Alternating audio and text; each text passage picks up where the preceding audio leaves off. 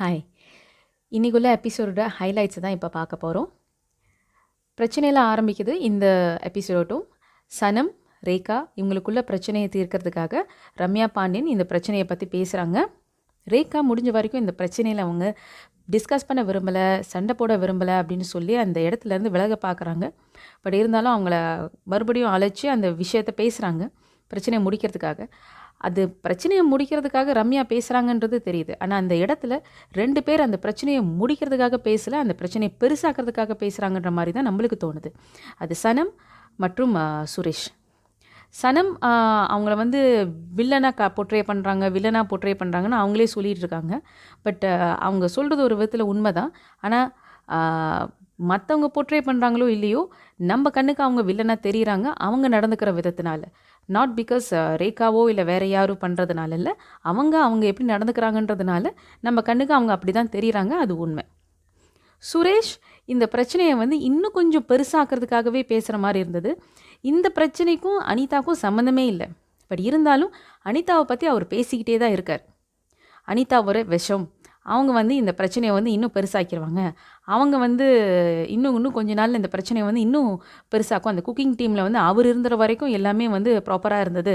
இப்போ அவர் அந்த டீம்லேருந்து விலகினதுனால இன்னும் பிரச்சனை பெருசாக போது. அந்த டீமில் அவங்க 3 பேரும் முட்டிக்கிட்டு அடிச்சுக்க போகிறாங்கன்ற மாதிரி அவர் பேசுகிறாரு. அதுக்கு பெரும் இதாக இருக்க போகிறது அனிதா அப்படின்ற மாதிரி அவர் பேசுகிறாரு. இந்த இடத்துல பார்த்தீங்கன்னா அனிதா அந்த இடத்துக்கே வரல, அவங்க அந்த விஷயத்தில் கலந்துக்கவும் இல்லை. எதுக்காக சுரேஷ் தேவையில்லாமல் ஒருத்தவங்களை இழுத்து பேசுகிறாருன்றது நம்மளுக்கு தெரியல.